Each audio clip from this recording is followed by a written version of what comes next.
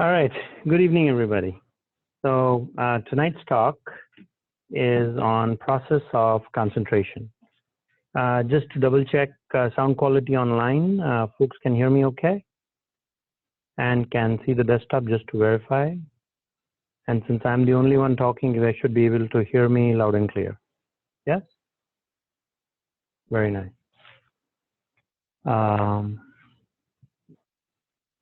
Okay, so let's do this.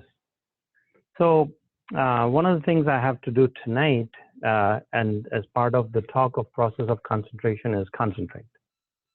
And hopefully I won't be distracted, and hopefully neither would you. And I hope you all will participate with me, whether you are in the room here or online. We're gonna do this in the experiential way. So what led to this? I've often asked my son to concentrate, and as he turns a teen, he turns around and says, "Dad, if you want me to concentrate, you haven't shown me. So how do you concentrate?" And so that led to an A+ question from a 13-year-old. And then I said, okay, so I started hunting for resources and eventually figured out a set of resources that help guide me through the process. So everything I'm saying here is anecdotal. It's not research-based, and also please keep in mind I don't carry liability insurance. So take whatever is in front of you with a grain of salt, okay? And if you experience it and you like it, then apply it. Otherwise, I leave it to you. So agenda-wise, so my background is in software engineering, and sometimes I like to think like algorithm. I like to think algorithmically, and so this topic or discussion or talk or whatever will fit the mind of an algorithmic head very well. And so much so that this could also maybe become a little bit of basis of human intelligence integrated with AI. But that's not the focus tonight. The focus is, okay, what is the process? So I want to start off with defining concentration logically with some resources from online, of course. What is the process? Why don't we concentrate? How can we concentrate? How can we manage our fuel, which is our energy, efficiently? And then how can we get results for that? So one of the things I look at myself, and I do tend to do a lot of things in my life, between teaching here and some entrepreneurship ventures and family, and a lot of times people have asked this question of me, that how is it that you can do so much? And so my question generally is, my response generally is through concentration, by doing one thing at a time, and also keeping in mind that life is finite. And sometimes, and this is a quote from a movie, from an Indian movie actually, and I remember this, and it's a very popular actor, and he says, it's like a movie quote, right? And he says in the opening that there are some people that live and they only do one thing in their entire life, and then there are people that do all things in one life. And so I'm the latter. I want to do a lot. And so I've had to make my choices to a productive end. So a lot of this is personal as well. So we all know about energy, and we all know where it comes from. We all have it, we expend it. We don't really create energy, because somebody in physics or chemistry taught us this, that there is a law of conservation of energy. It cannot be created or destroyed, but it can only be transferred. So when I go to bed at night, like you, I get my energy. And then when I get up in the morning, I spend it. And then I go back again and I do it in a daily process. And it's taken many years to make The person you hear and the person perhaps you see if you're face to face. And people online, can you hear me okay? Oh, wow, there is more of you online now. Okay, very good. I just want to keep checking if the sound quality gets distorted or something, you know, let me know. So energy is like money. We only have so much of it. If you look at the, if you look at your lifetime, I mean, at least I'll just look at mine, you know, because I don't want to talk about others because I don't know. My lifetime is finite, and each day in that lifetime, there is a finite amount of energy. Just like I get a finite amount of paycheck, and then I have to really think about where I have to put that money. So now sometimes I've made negative investments, like I'll go to Las Vegas and spend a couple of $100 after I was 21. You know, on the slot machines, and that was an example of a negative investment. And a positive investment would have been, you know, expending the money on tuition or buying a book or reading a book and those kinds of things. I think in our personal budgets, we do this all the time. We decide, in fact, even the venture capitalists, when they have to invest money, and some of that process, even though it's pray and pray for them, like some of the you know, Kickstarters that spend small amounts of money, they even look for the return on investment. And granted that they may lose, but they ask the qualifying questions on how I will get the return on my investment. And I'm focusing on energy to begin with is because this gives us the precedence of how we expend. There are things we get energies from, and there are things that take away our energy. And if something is coming back, then we expend it, otherwise we don't. So there's a monk out there that taught me this, actually, and it's not like a meditation thing, but I really took to his point, and he says that energy is used in many different form factors. But to define the concentration logically, he says everything is in the mind. What is the mind? Mind is a bunch of departments of a bunch of emotions. To give you an example, on the screen you're going to see a set of negative emotions and positive emotions, right?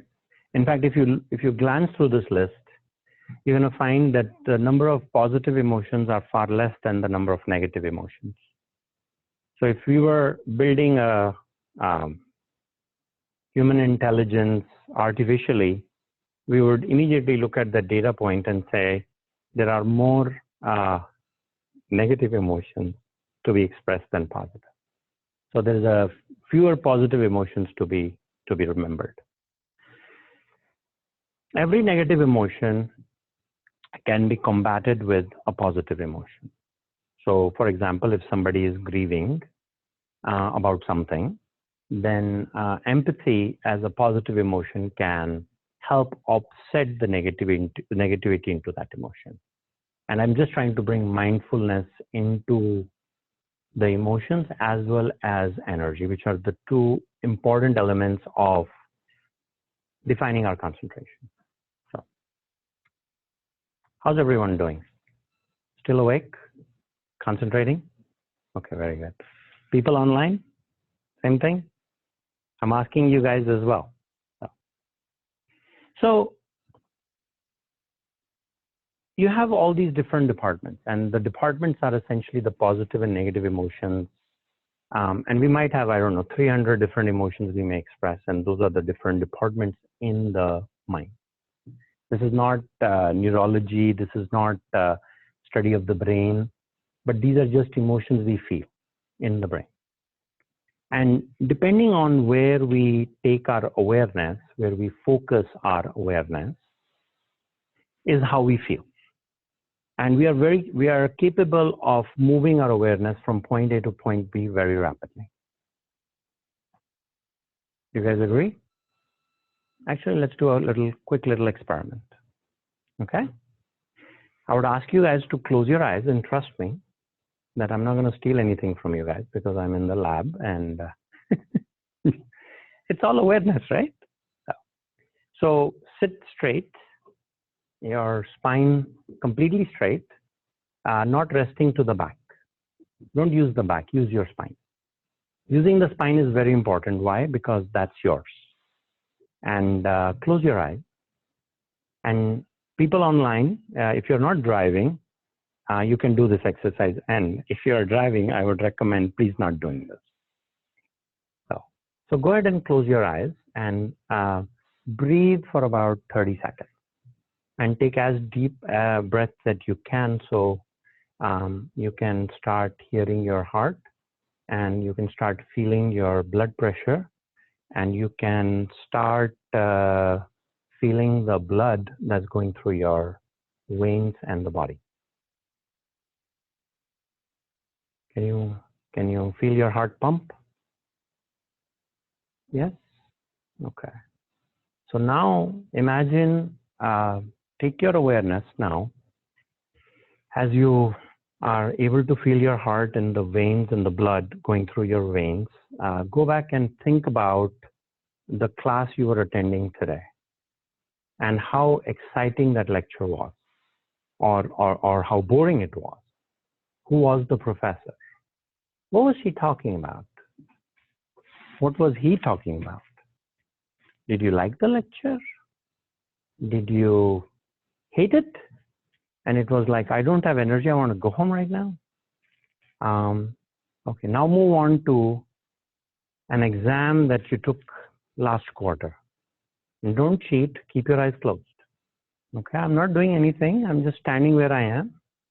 But think about the exam you took, and if you got an A+, what was the feeling when you saw the grade, right? So now think about a loved one that you saw this week. And how does that make you feel, right? Now, if somebody passed away in the family, think about that for a moment. And what was that feeling like? Okay, keep breathing for 30 more seconds.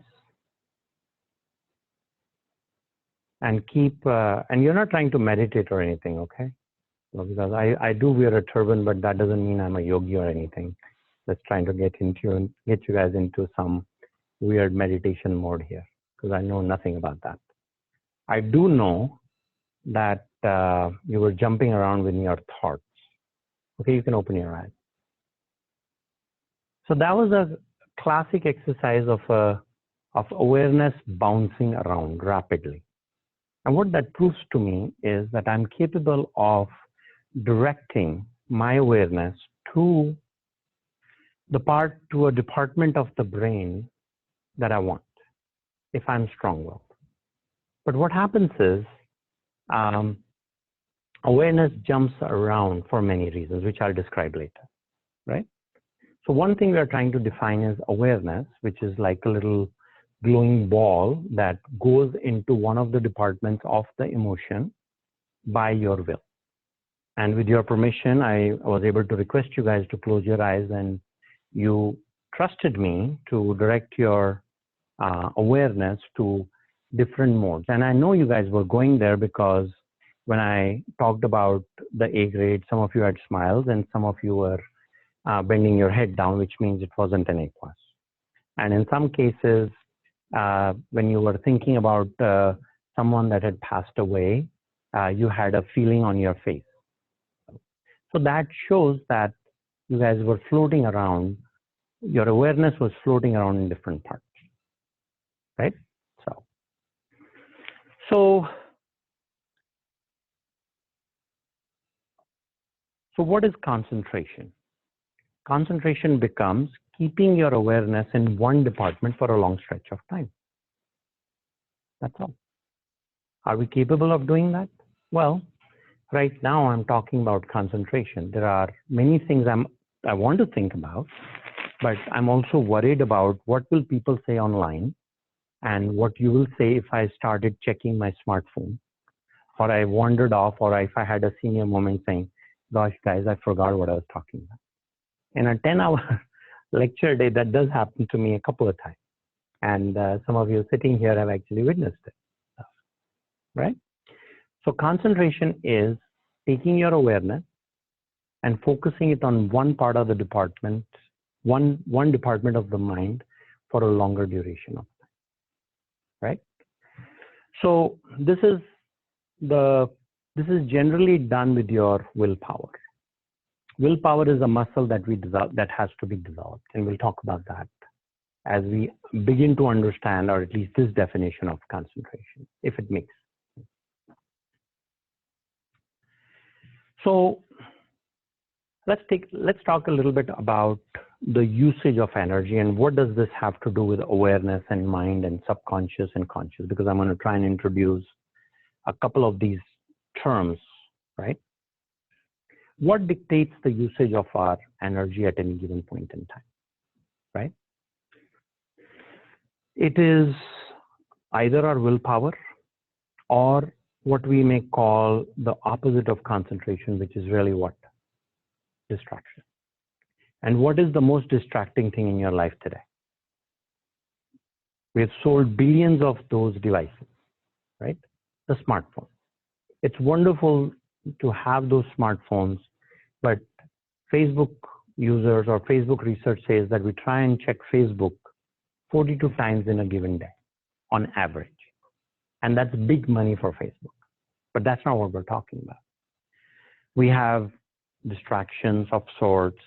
We also have our feelings, and depending on how we feel, we might channel our energy into that feeling. And willpower, it could also be a function in part of our health, and that may dictate, and there may be many other personal factors.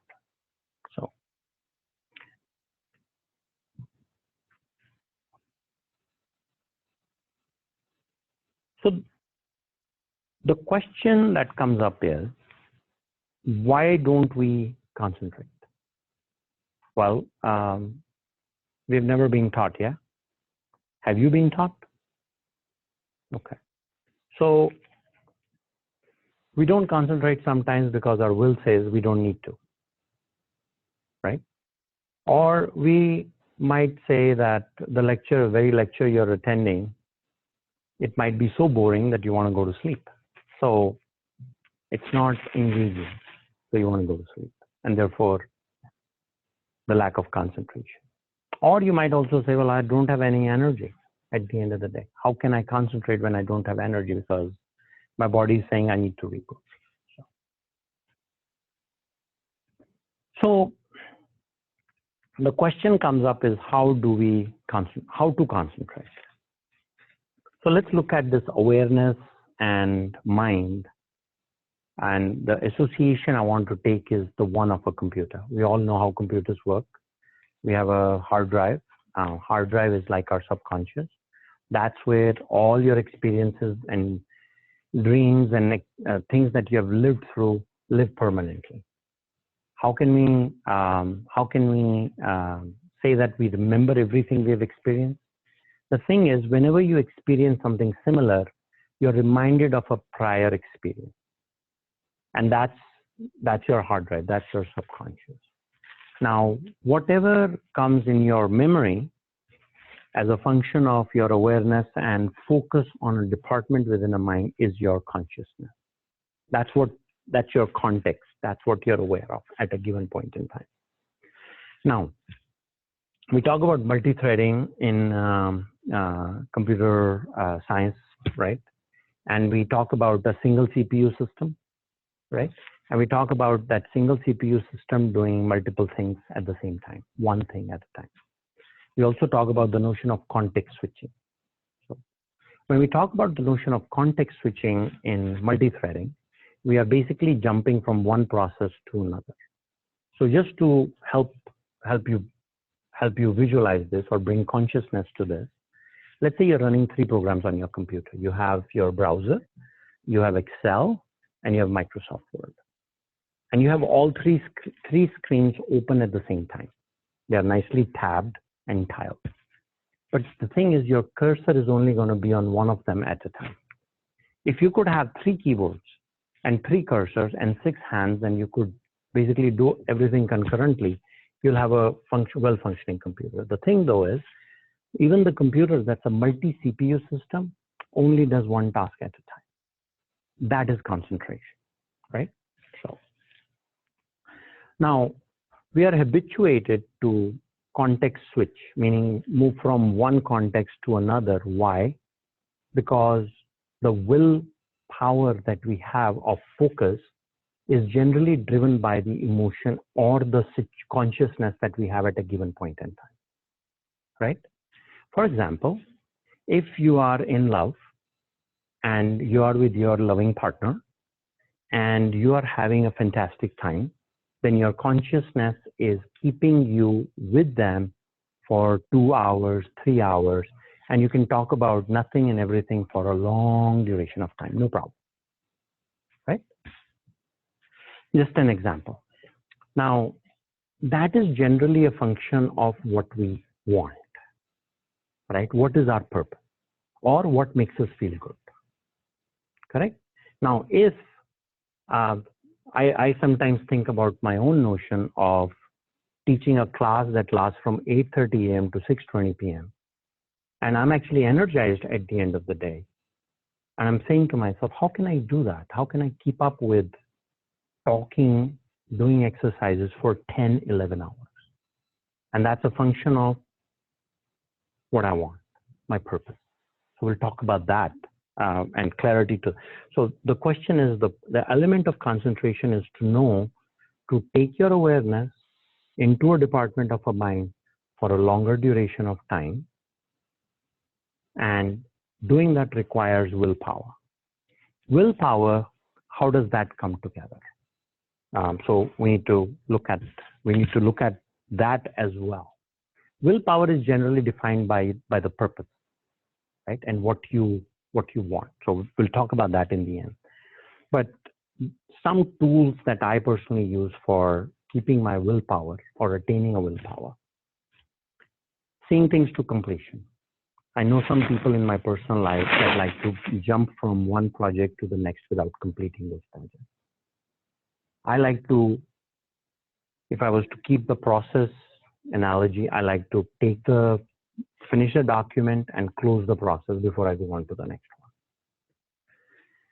So, and whenever I am designating myself to do something, I want to do that and maybe a little bit more.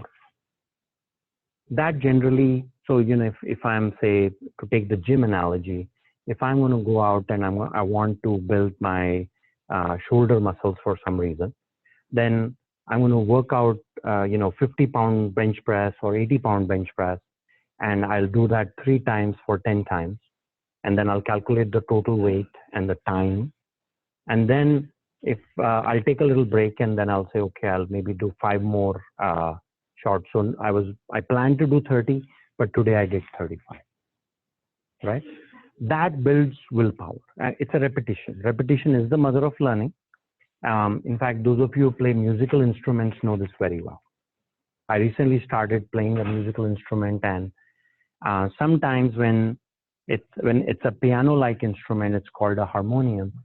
And if there are chords and a pattern and practice, I don't think that's new to any of you.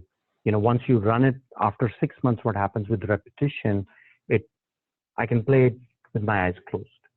And it actually feels good with the eyes closed. So seeing things to completion, doing one thing at a time, and making these 2 things as part of the daily habit. So one question that comes up is, how can I see things to completion every day? You know, and then let's go to the mundane of the tasks that we do every day.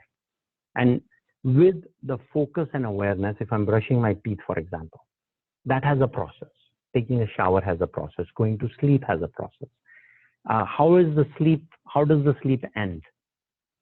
As this one fellow says, it ends by making the bed, and making the bed in a very fashionable way. So it looks like you're in some fancy hotel, because when your day ends, you can always go back to that, and you'll have a nice bed to go back to. So it's again doing those things one at a time, but consciously. Concentration. one of the things that, at least in this last 3 years, I've been married for 24 years, and that's been a blessing in its own right. That also requires concentration as you add each year, because people change, right? But how does the relationship get better? Well, it requires concentration. And so that becomes a great place for me to practice my concentration skills at my age. Am I good at it? Not really. I'm getting better. I'm practicing constantly. But if I'm sitting with my son, I'm going to give him there's a finite amount of time we have each night. There are nights I'm teaching. There are nights I'm at home. He has his homework, but we still need some quality time. And so that's 100% his, without distraction from anything else. Then he goes to bed, and if my wife and I want to sit down, so we used to have cable, but 12 years ago we decided to get rid of cable. And now the focus or concentration is just our conversation. So what happens is, if you make a conscious effort of directing your energy to the sets of things you already do and start doing those better, then what that does is it builds your willpower. And one of the fantastic things about human intelligence and not artificial intelligence. See, in artificial intelligence, and when we talk about the process of AI, we talk about inference engine, recommendation engines, predictive analytics. Folks, that comes from the human mind. That's how we work, right? We have a subconscious, we have a set of experiences that got there because that's how our brain works, because we have our awareness, it goes into our department, we have the experience, and then in our subconscious, which is basically our hard drive, that's where things get stored, right? So if to kind of summarize, taking these two techniques and applying those to what we do. So for example, if you wanted to apply this right now, right, this would be really good for me. You could, instead of being distracted by anything else, you could be practicing concentration, right? A wonderful thing that all instructors like to have is everybody is taking notes. Everybody, this is the Stone Age way of learning, right? Everyone is taking notes, and there's pen and paper, and there are questions, and there is concentration, right? But that used to be the case in 1997 when I taught my first class. But I now say to myself is that, well, people will pay attention if I create an environment with my consciousness and say, am I worthy of paying attention? Am I saying something that's worthy of your attention? And if I have that, if I've earned that respect, well, I'll have the focus and the attention or the concentration, right? But your own concentration is generally driven by your will. And that is a function of practice, doing that on a regular basis for a finite amount of time every day and growing that. Just much like learning a musical instrument. I don't need to say much on that because, and as that, as you take your energy and you start to focus on things that you want, and you take your awareness consciously, then with the process of repetition that was talked about in the last slide, then that will become a habit. But then there is also this thing that we have lived for a certain number of years with a certain practice, and there are some things in our mind that we don't want, all the negativity. We need to burn it. We need to get rid of it. So let's talk about that as well, because that does require a sense of focus as well. So while we talk about input, we also have to talk about the other way around, okay? How do you take things from your subconscious and delete them consciously, right? So, okay. Okay, so I think I've already spoken about this, implementing things in daily chores, repeating, doing a little more each day, and adding some bonus for yourself that makes you feel good. So, in fact, one of the things I've seen for myself is if I am personally feeling negative, if I go out and do something positive immediately, like I take a piece of bread and I feed it to a squirrel, right? That changes the tone of mind because it takes my awareness and consciousness from that negative department immediately to this fabulous, beautiful looking squirrel that holding its two hands and it's eating the piece of bread, right? Helping me realize I'm not alone. Okay. So if there is an element of like a negative emotion, doing something creative also does a lot of positive for one's mind. So now, law of conservation of energy. You all know about this, right? And I want to keep tabs on people online as well, just to make sure I'm not ignoring their questions or comments. Everyone is doing okay online? You can hear me okay? Yep.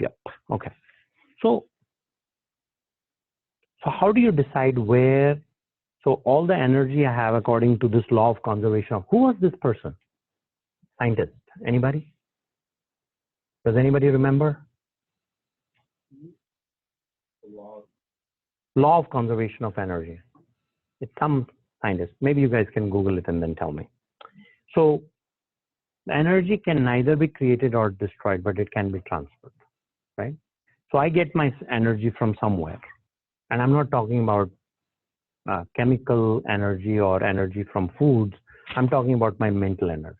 Obviously, I'm not a pro that understands how human energy flows, but I do know energy can either be negative or positive, and it will grow depending on how I invest it. So if I take my awareness into a negative department, and then I want to support that negativity, and I go out and find evidence to support that negativity, that thing will keep growing. And then basically, then I'm growing weeds in my life.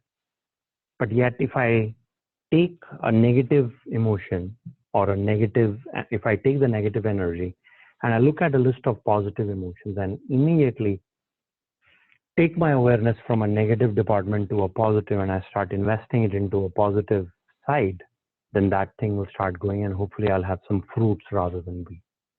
So, now, a lot of times, everything what this tells me personally is that all of the things that are in my physical world that are happening are really all in my mind.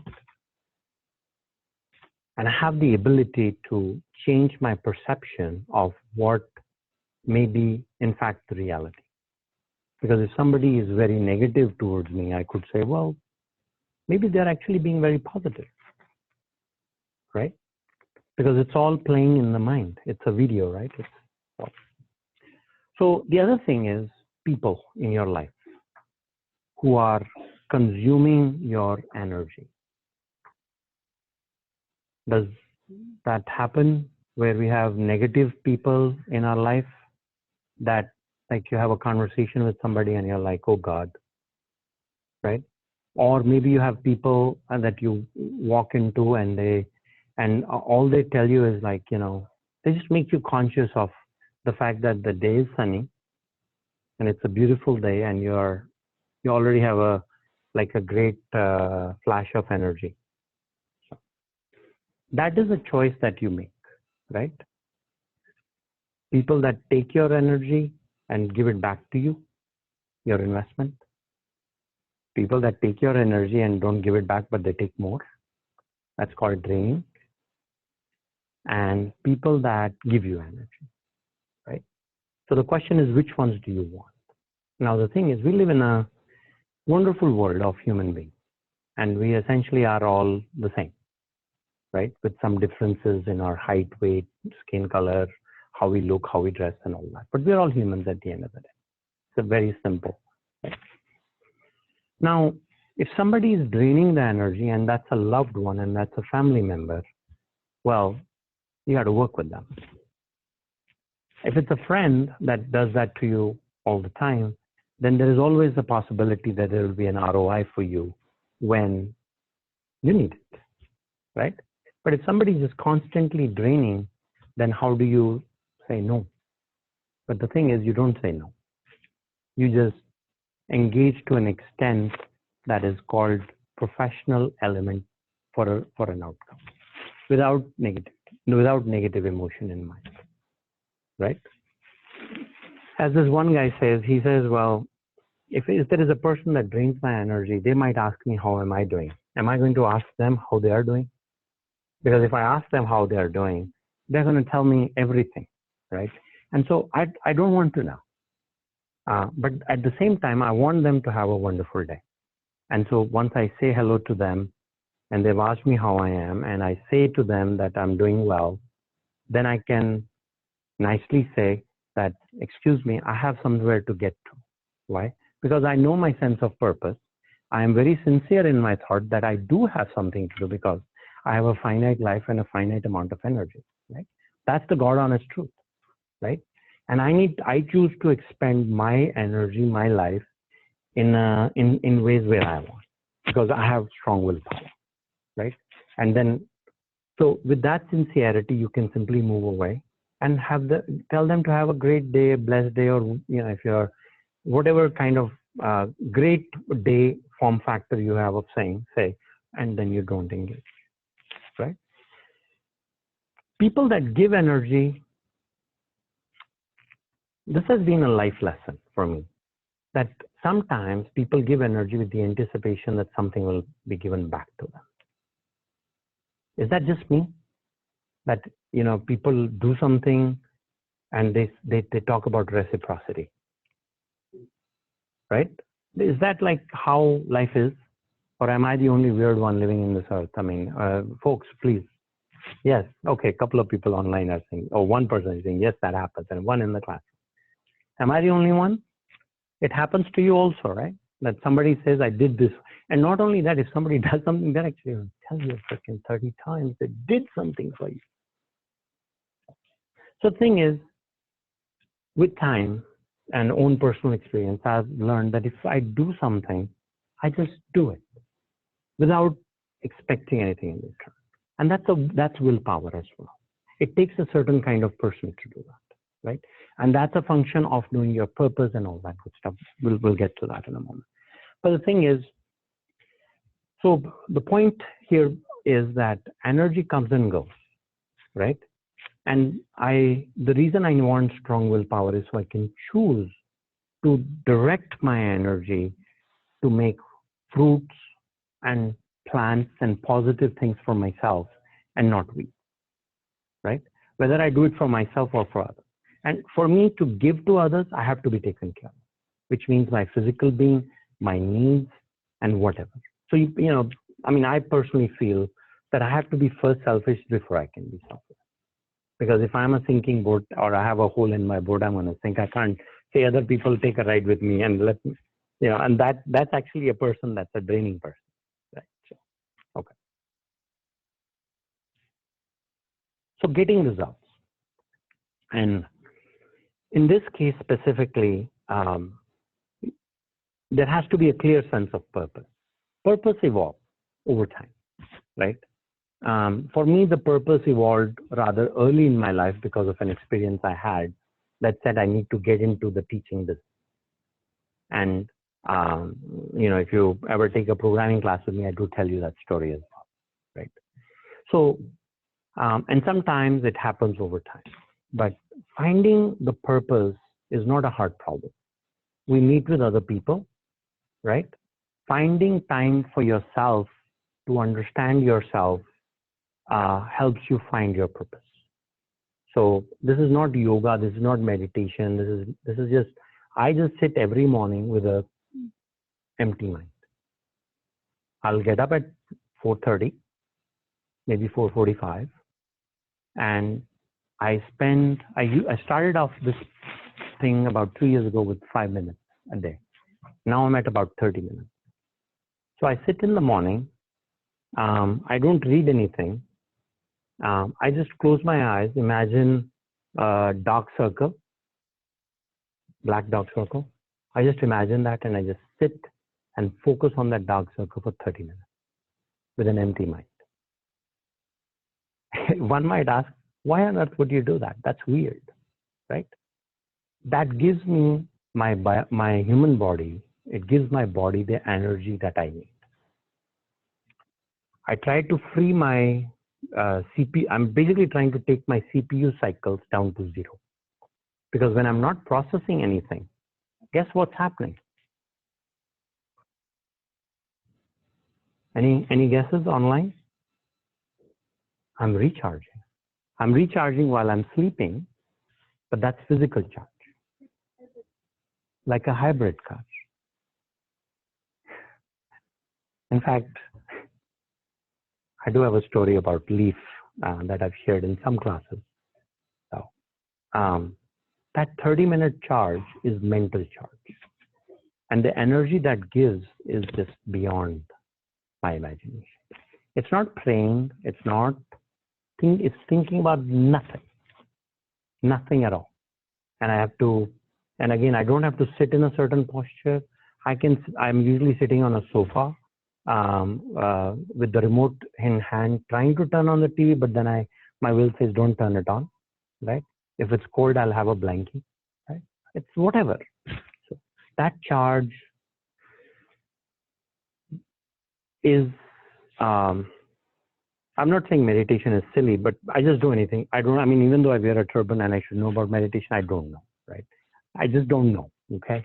But to me, that is without distraction. So once you're able to charge, and then when I'm confronted with some contextual element or consciousness, I'm able to make a valuable decision. The day I have not done that, it's a little harder. I can still, but it's a little harder.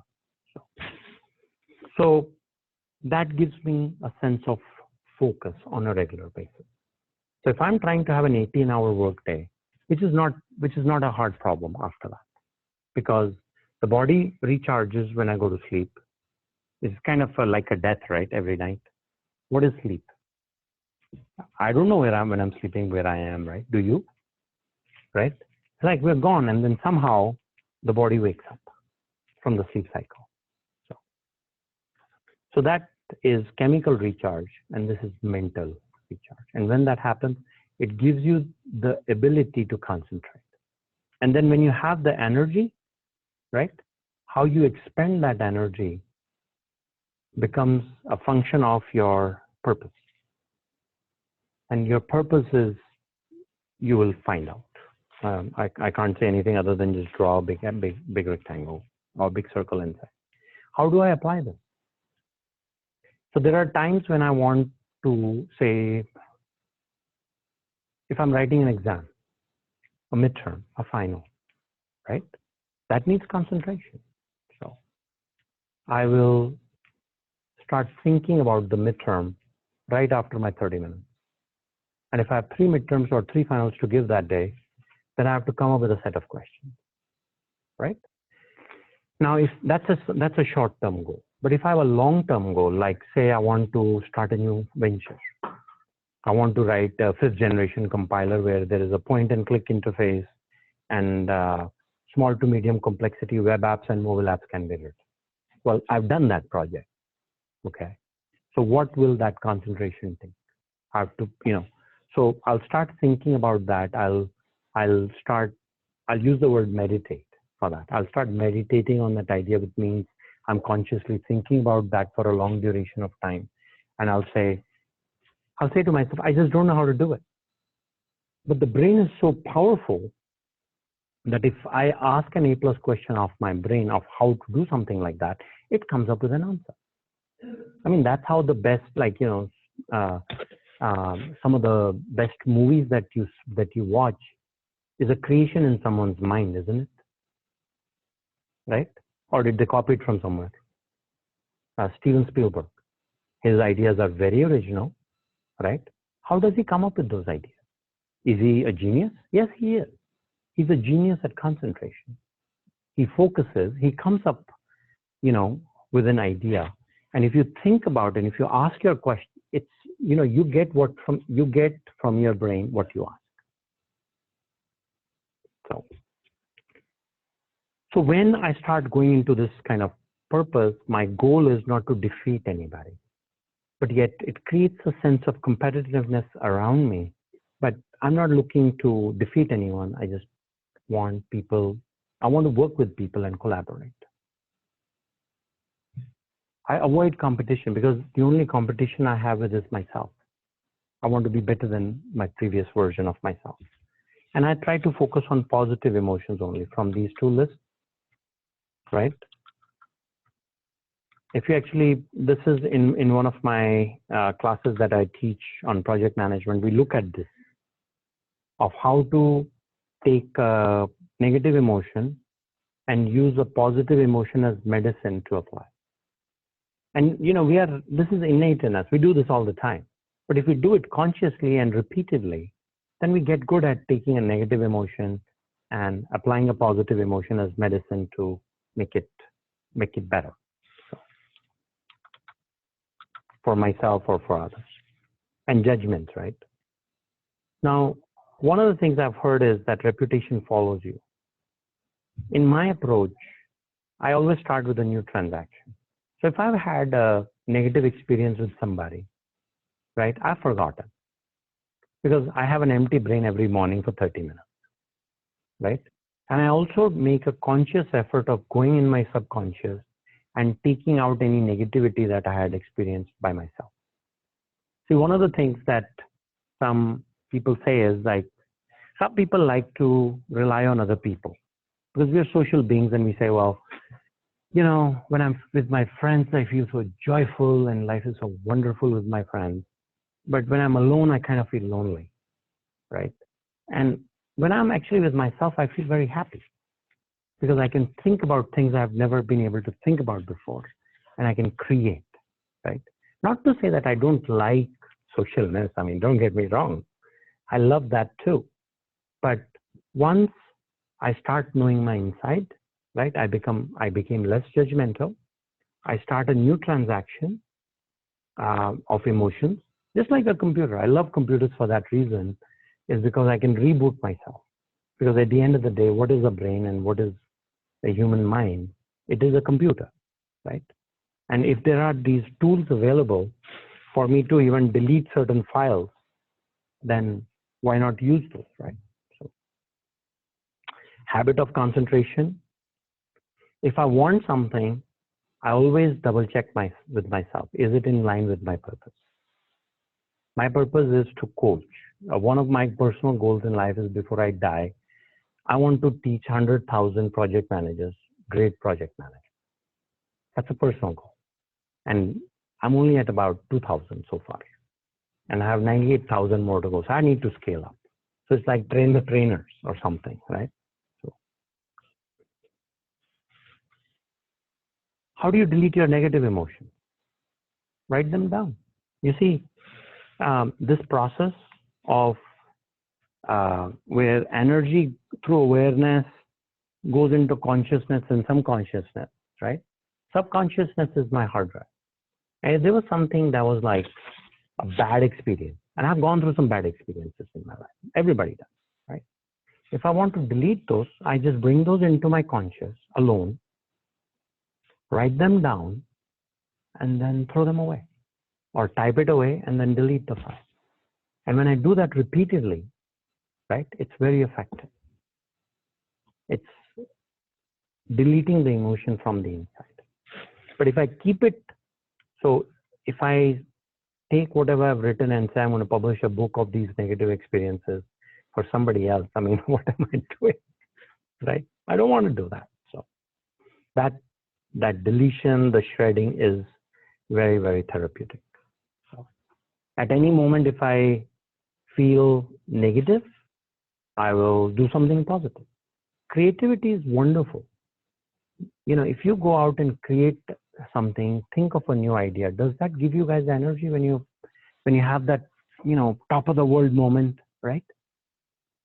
Create something, draw something. If you're a musician, just go and make a new pattern of music, you know. Or if you're which all of you guys are, right? Because the mailing list was CIS, right? Write a new program. Write a new Android app. Do something different, right? That will engender energy, positive energy. Don't give your peace of mind to anybody. Nobody wants it. You know, people only want the positive emotion of you, not your peace of mind. So, and serving the common good. I mean, that just comes with a certain thought or some mindfulness, because finally, with all this, you might get what you may really want. So be careful what you ask for, because Paulo Coelho says what? When you want something, all the universe conspires in helping you to achieve it. And this is actually from the book called The Alchemist. And I think you found a PDF, right? If you Google The Alchemist, you'll find a free PDF that you guys can learn. It's a great 85-page read. It's a wonderful book. So I hope, any questions? That's all. I hope you enjoyed this. I'll take any questions you may have. Otherwise, thanks for listening. Yes. Yes.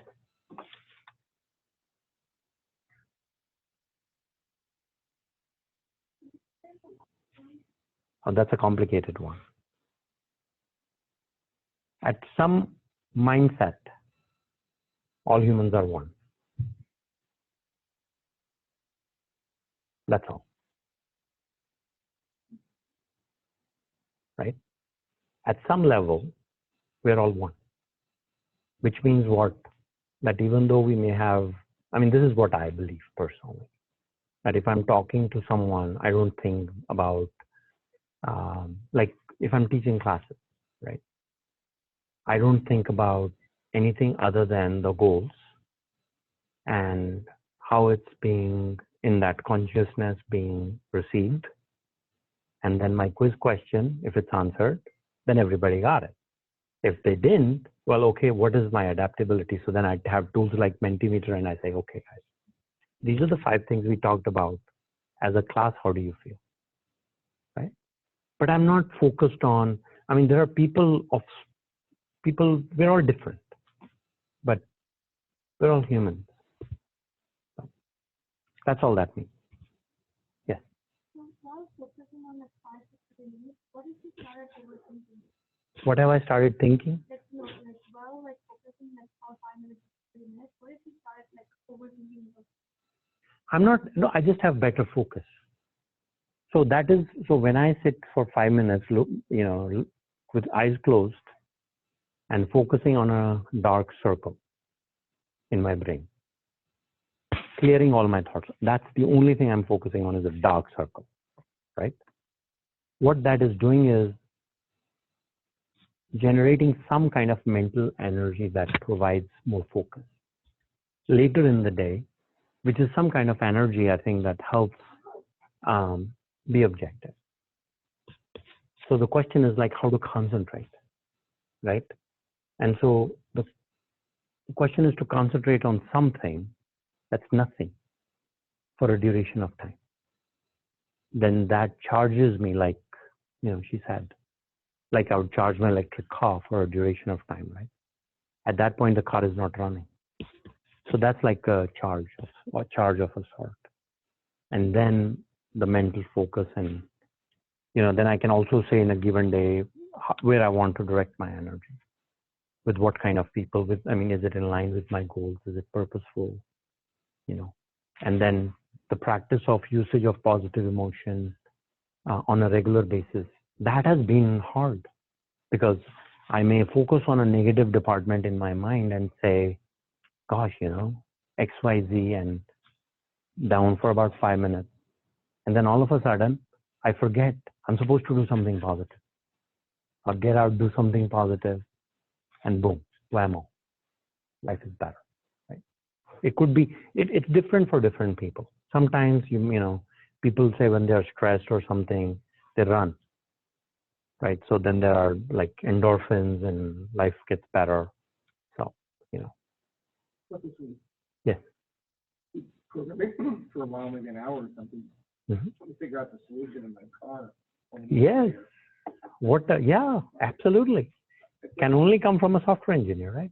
Yeah. To repeat what you said for the online audience, that Well, I might be working on a programming problem or something for an hour, and I'm not coming to any solution. And later on, I'm up in my car going somewhere. we call those epiphanies, when you solve a bug in the middle of the night. Yeah, that's You're asleep at 4 o'clock in the morning, your brain is fresh, and you're like, that's it, I forgot, and I need to put an if, and it's so clear in your mind. that's a little bit that's overthinking, and then you what it is, so once you quit staying on that narrow right. path. Whenever I start overthinking, I stop.